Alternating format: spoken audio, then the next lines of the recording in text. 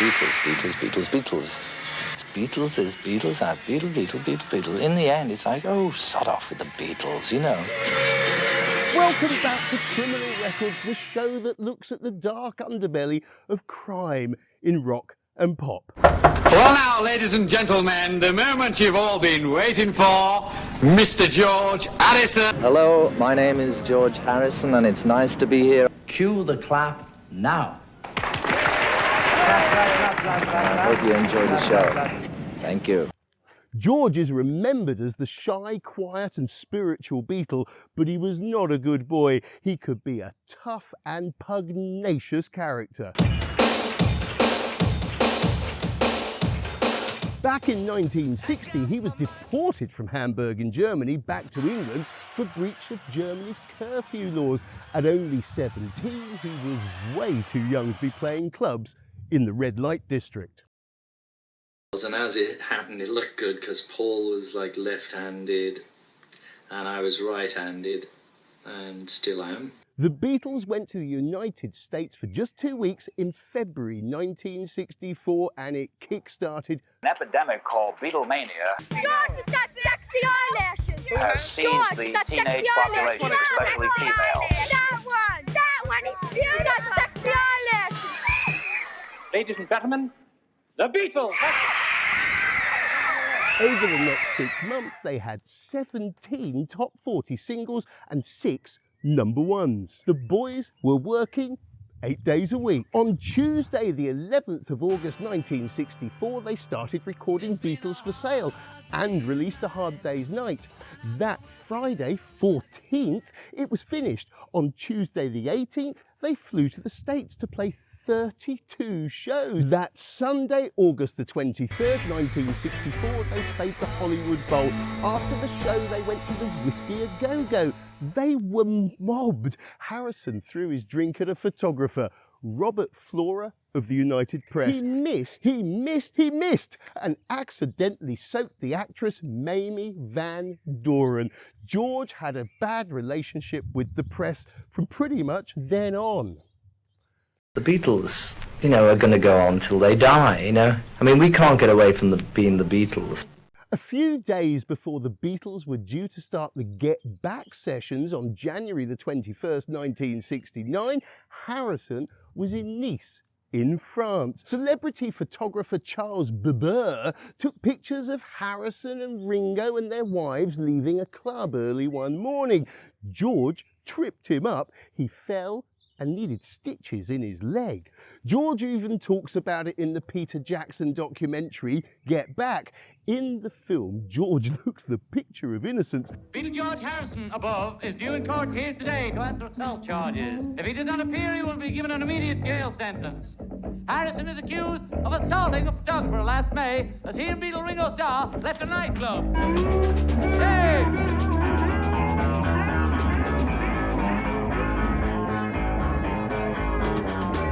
But he was guilty, and the courts fined him 1,000 francs, about £5. On the 12th of March 1969, George Harrison and Pattie Boyd were getting ready to go to Paul and Linda's wedding. The Get Back sessions were done. The album Let It Be was about to be released in just a few days. Do you want to hear the song I wrote last night? Okay. It's just a very short one. It's called I Me Mine.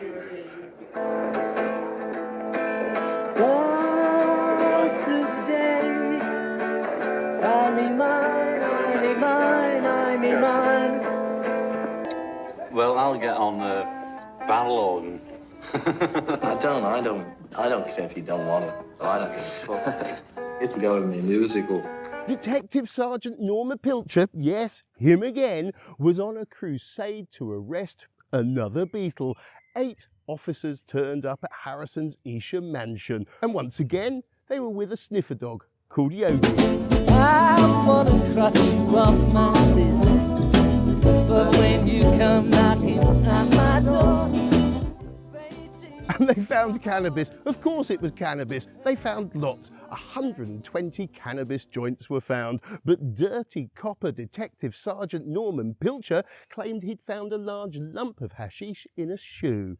George said, "I'm a tidy man. I keep my socks in the sock drawer and my stash in the stash box. It's not mine. Me, mine. Not me, mine. Not I, me, mine. Harrison and Patty Boyd were both arrested, and again the press were there, but George was having none of it. So he ran after the photographer, grabbed him, he dropped his camera to the ground, and George stomped on it, smashing it. No charges were ever brought for escaping lawful custody or criminal damage. At Esher and Walton Magistrates Court, they were represented again by solicitor Martin Polden. They each got fines of £250 and 10 guineas costs. Once again, it caused problems for George when he wanted to visit the US. Despite all that peace and love, George was repeatedly involved in pretty aggressive incidents. It's September the 3rd, 1970, and George is moving house. My Sweet Lord is just about to be released and will go to #1 in Britain and America. George was driving past Selfridges, turning from Orchard Street onto Wigmore Street. He stopped in the yellow box and caused a traffic jam. So this is the corner of Wigmore Street and Orchard Street. Constable Stephen Gardner was directing traffic. The officer tried to get George's attention. George ignored him. The officer banged on the roof of his car. Still nothing. The officer walked down the side of the car. He banged on the window. He told George to pull over. Still nothing. The car moved forward. The officer stood in front of the car and said, "Stop." Harrison drove at the officer, bumping him on the knee. For George, all things must pass. 3 times he signalled him to stop, and 3 times he got bumped. George wouldn't let it be. The officer wasn't hurt, not at all, but he was shaken. He called for backup. More officers arrived at the scene, and it took them a full 15 minutes to get Harrison to open the door of his car and give his name and address. At court, Harrison pleaded guilty to driving without reasonable consideration. Once again, Beatles solicitor Martin Polden was there. He told Wells Street Magistrates Court that Harrison didn't mean to hurt PC Gardner and that he was a very mild-mannered man. Martin Polden must have been quite a solicitor. He explained to the court that George's car radio was on. He couldn't hear the officer screaming or shouting or banging on the roof. He said it was a miscalculation that developed into a misunderstanding and then stood before the court as a misdemeanour. He'd made a mistake which he wouldn't repeat. George was banned from driving for a month and fined £35 and 15 quid costs for a driving offence. That wouldn't happen to you today. It would be a lot steeper.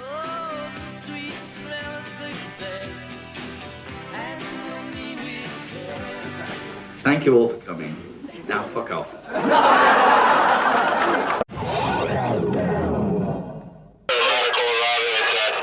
All those nasty things which you sort of laughed at before Lennon's death suddenly must have become rather more serious. He was dead at the moment that the first shots hit his body. All things must pass, but when it's taken in a violent way like that by somebody else, it makes it very strange. For a while afterwards, George was extremely concerned about his own safety. Because, I mean, there are plenty of cranks. Everybody likes to say, okay, one of your best friends got assassinated, so surely you must be nervous about being assassinated too. You know, I like to take care, but I don't walk around fearing for my life, and I don't think, anybody could be bothered killing me. What's the point of killing me?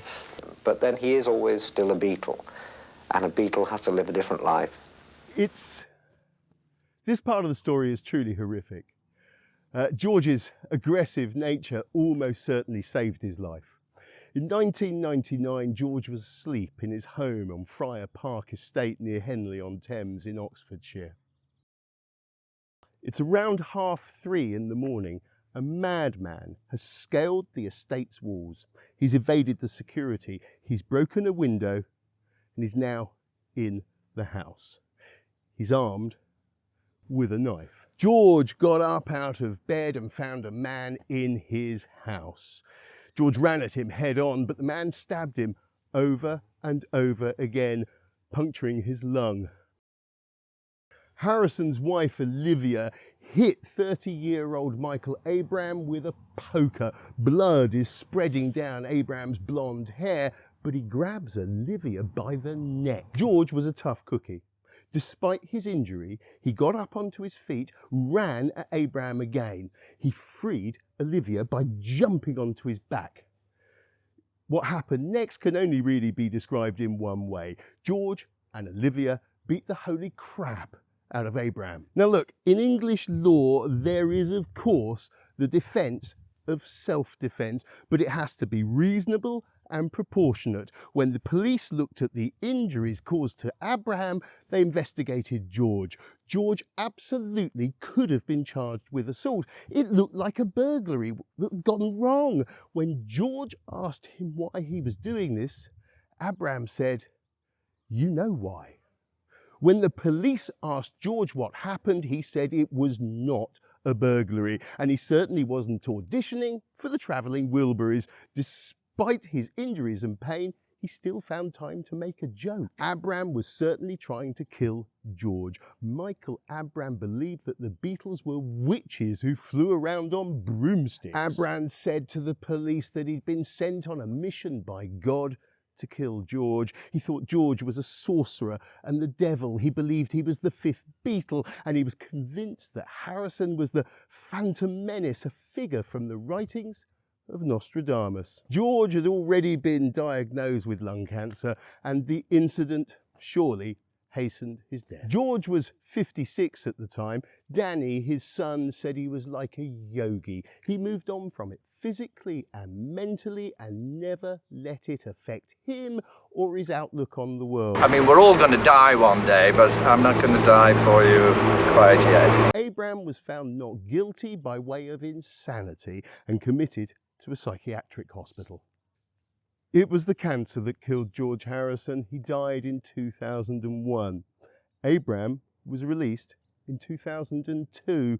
He's fully recovered. He's perfectly sane. He does charity work these days. And you know what? I think George would be pleased that Abraham has found some peace and is helping other people. All things must pass. All things must pass, sure. But George is going to live forever. Thank you very much. A lovely guy who's full of humour, as I say, even when I saw him last time, and he was obviously very unwell.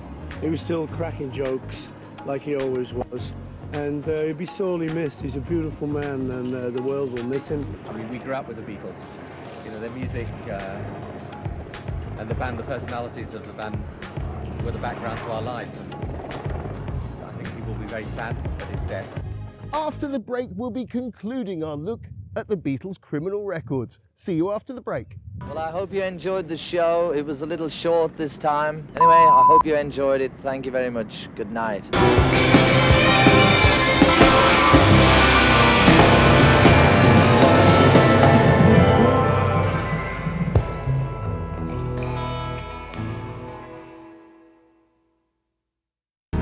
It's alright.